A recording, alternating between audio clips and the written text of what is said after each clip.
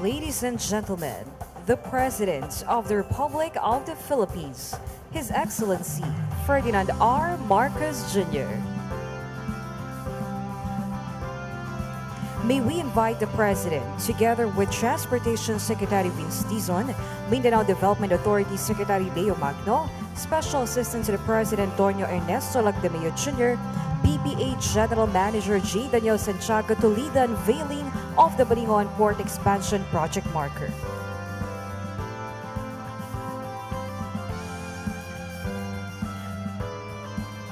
One, two, three. The marker read as follows: the construction of Port Operations Building at the Port of Balingon enhances comfort, safety, and operational efficiency. This landmark development strengthens the port's capacity to accommodate growing number of local and foreign tourists, contributing to the economic progress of the province. Thank you, Mr. President. The newly constructed Port Operations Building of the Balingon Port occupies a total floor area of 3,082.50 square meters. This building, designed with a single-level and high-ceiling layout, is equipped with modern amenities and houses various facilities to afford utmost comfort, convenience, safety, and security of the seagoing public. These facilities include the following: ticketing booth,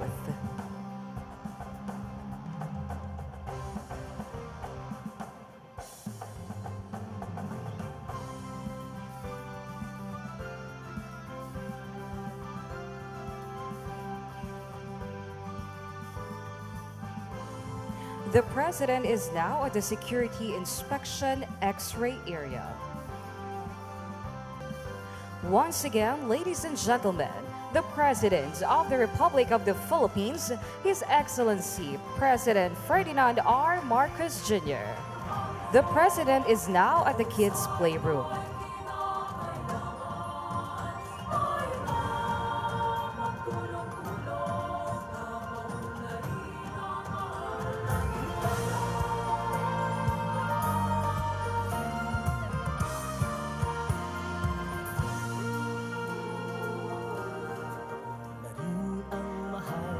The President is now at the prayer rooms.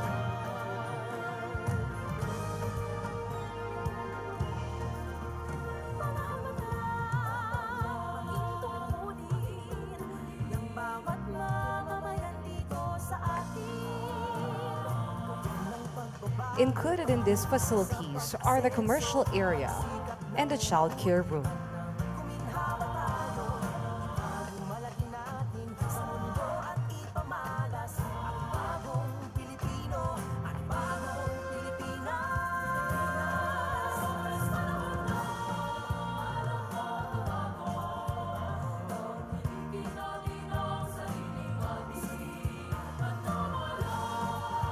That ends our tour of the Balingon Port Expansion Project.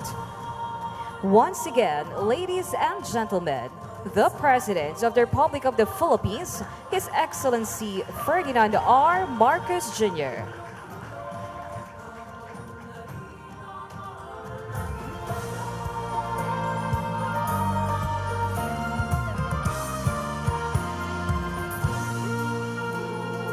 Good morning.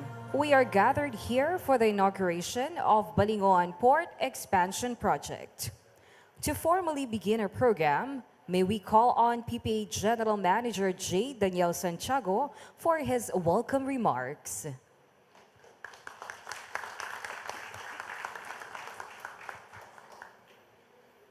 Sa atin pong pinakamamahal na Pangulo, President Ferdinand Bongbong Marcos Jr., mga kagalang-galang na panauhin, mga kasama sa pamahalaan, at higit sa lahat, sa masisipag at mapagmalasakit na mga mamamayan ng Misamis Oriental at Camiguin, magandang umaga po sa inyong lahat. Isang makasaysayang araw po ito para sa ating lahat. Ngayong araw ay sabay-sabay natin ipinagdiriwang ang pagpapasinaya ng bagong Balingon Port Operations Building at ang pagpapalawak ng ating pantalan, isang proyektong sa gisag ng pag-unlad, oportunidad, at mas maliwanag na kinabukasan para sa buong rehiyon ng Northern Mindanao. Ang proyekto pong ito ay higit pa sa bagong gusali o mas malawak na pantalan. Ito ay isang daan tungo sa masiglang ekonomiya, isang daanan para sa paglalang ng turismo, at isang mahalagang koneksyon para sa napakarami nating kababayan na araw-araw ay dumadaan sa pantalan ng Balinghoan patungo sa ating minamahal na lalawigan ng Camiguin. Narito po ang ilang mahalagang pagbabago at pagpapahusay ng ating kaisang-kabataan. Una, isang makabago at maayos na Port Operations Building na may kompletong posibilidad para sa epektibong pamamahala ng pantalan. Pangalawa, pinalawak na docking at passenger terminal facilities para sa mas maayos na daloy ng tao at sasakyang pandagat. Pangatlo, in-upgrade ng mga utility systems, kabilang na ang para sa kaligtasan, komunikasyon at logistics. At pang-apat, mas pinadaling access para sa mga biyahero, negosyante at turista. Dahil dito, inaasahan nating mababawasan ang siksikan, mapapabilis ang biyahe, at higit sa lahat, mas magiging ligtas at komportable ang karanasan ng ating mga kababayan at mga turista. Ang bagong pantalan na ito ay handa nang tumanggap ng mas maraming biyahero, negosyo at oportunidad. Ang epekto ng proyektong ito ay mararamdaman hindi lamang sa Balinghoan kundi sa buong Misamis Oriental at Camiguin. Mula sa ating mga mangingisda at magsasaka na nagdadala ng produkto sa pamilihan, sa mga negosyante at stakeholders sa turismo, hanggang sa mga estudyante at pamilyang bumabiyahe. Para sa inyong lahat po ito. Ito ay infrastrukturang para sa bayan, para sa kinabukasan. Hindi po natin mararating ito kung wala ang matatag at may malasakit na pamumuno ng ating Pangulo. Sa ngalan ng Sambayan ng Pilipino, taos-puso po nating pinasasalamatan ng ating Pangulo, Pangulong Ferdinand Marcos Jr., sa kanyang Build Better More na programa na patuloy na naghahatid ng pagbabago sa bawat sulok ng ating bansa, lalo na sa mga lalawigan. Gayon din, isang malaking pasasalamat sa ating kalihim ng kagawaran ng transportasyon, Secretary Dizon, na buong sipag at dedikasyon ang ibinuhos para may sa pagpaparan ng proyekto nito. Sec. Vince, sa inyong pamumuno at suporta ay tunay nagbigay ng inspirasyon at direksyon sa ating proyekto. Ang port na ito ay bunga ng pagtutulungan ng pambansang pamahalaan, lokal na pamahalaan, pribadong sektor at ang bawat miyembrong kumilos at nag-ambag. Ngayon po, ang hamon sa atin ay gamitin ito ng lubusan para sa pag-unlad ng ekonomiya, paglikha ng hanapbuhay at pagsigla ng turismo sa rehiyon. Sa ating mga kababayan sa Misamis Oriental at Camiguin, ang pantalan na ito ay para sa inyo. Naway magsilbing paalala ito na kapag tayo'y nagkakaisa, wala pong imposible. Kahit sa pinakatimog o pinakahuling baybayin ng ating kapuluan, ang ilaw ng pag-unlad ay tiyak na sisikat. Mabuhay po kayong lahat, mabuhay ang Balinghoan Port. Maraming salamat at magandang umaga po. Thank you, General Manager Santiago.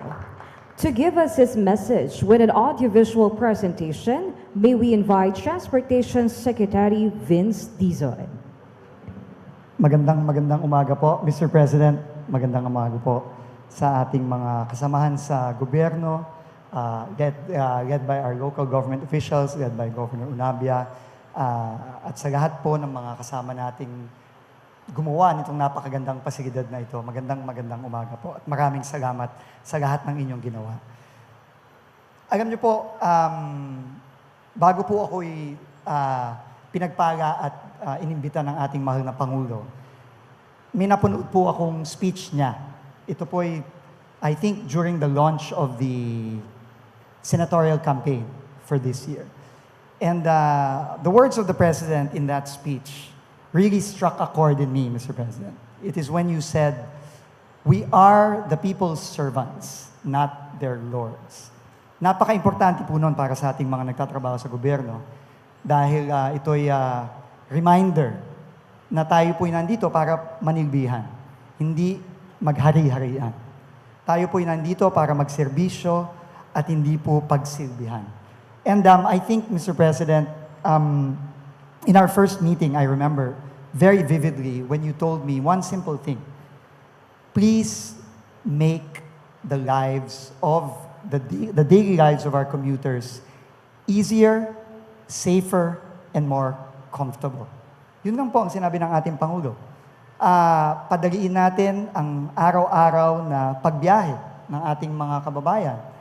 Dahil alam po ng Pangulo yung dinaranas nila. The President feels our people's pain. It is a daily pain. It is a daily struggle. Due mostly to the unfortunate delays, to the unfortunate neglect of the past. And this port is a prime example of that. Alam niyo po, Mr. President, makikita niyo mamaya sa video kung saan po nanggaling. Alam po ito ni Gov.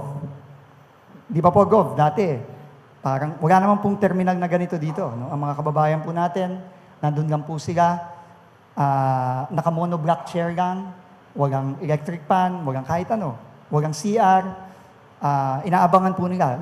Halos 1,000 po, araw-araw ang dumadaan dito na walang pasilidad. Kaya po, Mr. President, dahil sa trabaho ng PPA sa pamumuno ni GM J. Santiago, dahil po sa pakikipagtulungan sa ating provincial government at sa ating local government officials, nandito po tayo ngayon sa Balingoan Passenger Terminal. Air-conditioned, komportable, malinis ang CR, may playroom pa po ang ating mga kabataan, ang mga anak po ng mga pasahero dito. Meron pong prayer room para sa mga gustong magdasal habang naghihintay. Simple lang po siya, pero nagbibigay po ng dignidad sa ating mga kababayan na bumabiyahe dito araw-araw. And this is really a testament to the President's vision of building better and building more. Build better, more. Yun po ang sabi at habilin ng ating Pangulo. At ito pong Balingoan Port, ito pong Balingoan Passenger Terminal, ay klarong ehemplo ng bisyon ng ating mahal na Pangulo. So please allow me to end po. I just want to quote Joel Barker when he said, "Vision without action is merely a dream. Action without vision just passes the time. But vision with action can change the world." This is the President's vision. The action was the action of the hardworking men and women of the PPA working together with the provincial government and the local government. And together, guided by the President's vision, we have turned this vision to build better and build more into real progress that people can feel every day. 1,700 passengers every day po, Mr. President, ang dumadaan dito. At dadami na lang po at dadami niyan. Sabi nga po ni Gov at ni GMJ, from one route, which is Balingoan to Camiguin, dahil po sa kagandahan nitong infrastructure na ito, manganganak na po ito at pupunta na po ito sa iba't ibang lugar, hindi lamang sa Mindanao, kundi pati sa Visayas. And that is the proof of the authenticity of the President's vision. That from his vision has been born this terminal for the people. And through our collective action, it is built for one purpose, to make the life of the Filipino, especially those from Misamis Oriental and Camiguin, better. Maraming salamat po. And again, thank you very much, Mr. President. Maraming salamat po. Now we can watch a short video presentation prepared po by the PPA para magalo pa po nating ma-appreciate itong napakagandang facility na ito.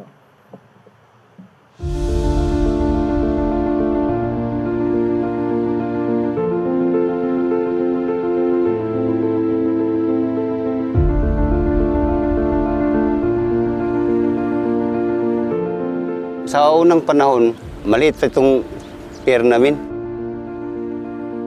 Ang ako yung nabantayan din ni Dapita sa una, puro pag yun kahoy ang pantalan niya mubo. Pag pumupunta ako ng Camiguin, mahirapan nga sumakay kasi konti lang yung barko. Ilan po sa mga challenge po namin bilang as regular passenger po is masikip na passenger pag peak season po. So sobrang sikip po doon sa loob. Tapos may iba po na nakatayo lang kasi na naubusan po ng upuan.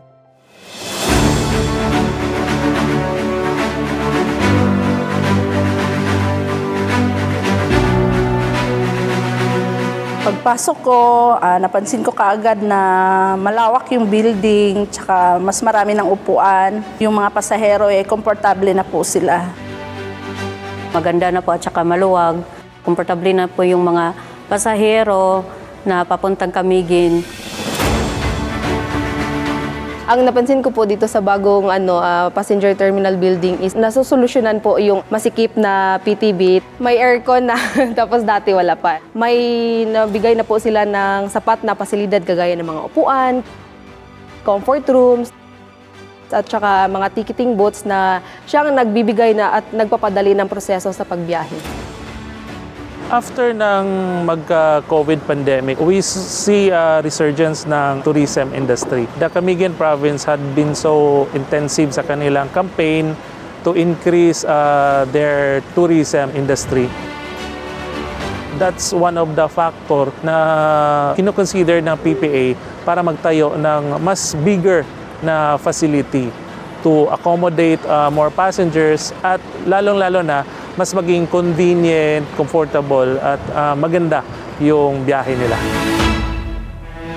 So nagpasalamat ko nga doon na improvement sa PPS nga pag lambo aron pagdako sa mga building aron ang tanan nga mga pasahero, ingon man mga bisita nato mga turista ma-accommodate sa sulod gid dako naman nga tong pantalan dili pre sa una nga gamay. Maraming salamat po talaga kasi nabigyan na po ng maayos at organisadong port ang Balingwan, tapos may komportabling lugar na yung mga pasahero. Maraming salamat po sa Philippine Ports Authority at saka po sa DOTR na nakaprovide po sila dito sa proyekto na to. Kampante na yung pasahero at saka po safety yung pagbiyahe. Nagpapasalamat ako sa Philippine Ports Authority at saka DOTR na nakapagpatayo sila ng ganito kalaking building para sa aming mga pasahero.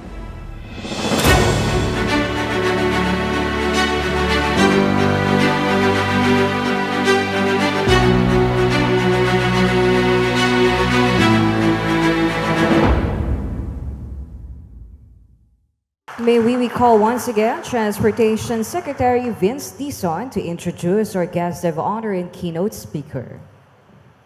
Again, ladies and gentlemen, we would like to thank the President. And ladies and gentlemen, I have the honor of introducing the President of the Republic of the Philippines, President Ferdinand Marcos Jr.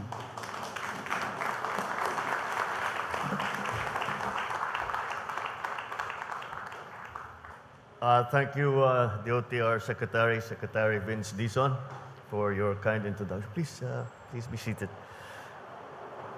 The Mindanao Development Authority Secretary Leo Magno, Special Assistant to the President, Secretary Anton Lagdameo, Communications Secretary J. Ruiz, the Philippine Ports Authority General Manager J. Santiago, Misamis Oriental Provincial Governor Peter Unabia, Misamis Oriental 1st District Representative Christian Unabia, Balinghoan Municipal Mayor Eran Unabia, my fellow workers in government, ladies and gentlemen, magandang umaga po sa inyong lahat. Natutuwa akong makita ang sigla, ganda at patuloy na pag-unlad ng Miss Or. Narito kami upang saksihan ang pagbubukas ng mas pinalawak na pantalan ng Balinghoan. Ang proyektong ito ay bunga ng pagsisikap ng DOTR at ng PPA, Philippine Ports Authority. Sa pagtutupad ng kanilang tungkulin, mayroon na tayong mas malawak na backup area, ro-ro ramp at port operations building. Mga pasilidad na tiyak ay makakapagbigay ng mas maayos na daloy ng tao at ng ating mga produkto. Hindi maikaila ang magiging kontribusyon ng Balinghoan Port dito sa iyong lalawigan, maging sa karatig probinsya pati. Magbibigay daan ito sa mas mabilis at madaling daloy ng mga produkto at mga tao na siya naman ang magbibigay daan sa pag-uunlad ng kalakalan at turismo sa inyong probinsya at ang mga karatig na lugar at sa buong region. Ang pantalan ng Balinghoan ay mahalagang daanan papunta sa Camiguin, na tulad ng Miss Or ay isang napakagandang probinsya rin dahil sa taglay ng mga malakristal na dalampasigan, at nakakamanghang tanawin ng mga bulkan. Sa pagsasaayos natin sa pasilidad na ito, asahan natin na lalakas ang turismo, bubuhos ang negosyo, lalago ang ekonomiya, at higit sa lahat, mas gaganda ang kabuhayan ng mga tiga Misamis Oriental. Isa lamang po ito sa aming mga proyekto. Ito yung sa aming mga ginagawa upang gawing makabago ang mga pantalan sa ating kapulungan. Nitong nakaraang taon, natapos natin ang pagpapalawak ng passenger terminal building ng pantalan naman ng Batangas. Sa ngayon, ito ay kayang tumanggap ng hanggang 8,000 pasahero na. Malayo sa dating 2,500 lamang na pasahero na seating capacity nito dati. Nariyan din ang Curimaw Port Expansion and Restoration Project doon sa amin, sa Ilocos Norte. Kabilang sa mga layunin ng mga proyektong ito ay ang higit na pagtibayin ang kapasidad ng pantalan para sa operasyon ng mga cruise ship na lubos na makakatulong sa pagpalakas sa turismo ng bawat lalawigan. Sa Visayas naman, sinimulan na natin ang pagtatayo ng New Cebu International Container Port. Ang pantalang ito ay magpapabilis pa sa daloy ng mga kalakalan sa gitnang bahagi ng ating bansa. Kasalukuyan din natin, ipinapatupad ang Ormoc Port Expansion Project sa Leyte na inaasahang magbibigay ng dagdag na kapasidad para sa paggalaw ng mga tao at produkto sa Eastern Visayas naman. At dito po sa Mindanao, bukod sa Balinguan, mayroon ding Plaridel Port Expansion Improvement Project sa Misamis Occidental.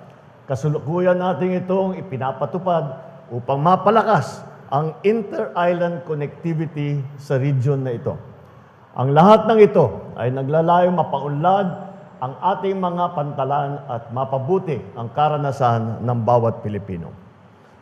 Higit sa pagiging daanan tungo sa mga sentro ng kalakalan, negosyo at turismo, ang mga pantalan ay isa ring mahalagang tulay tungo sa kaunlaran ng ating bansa.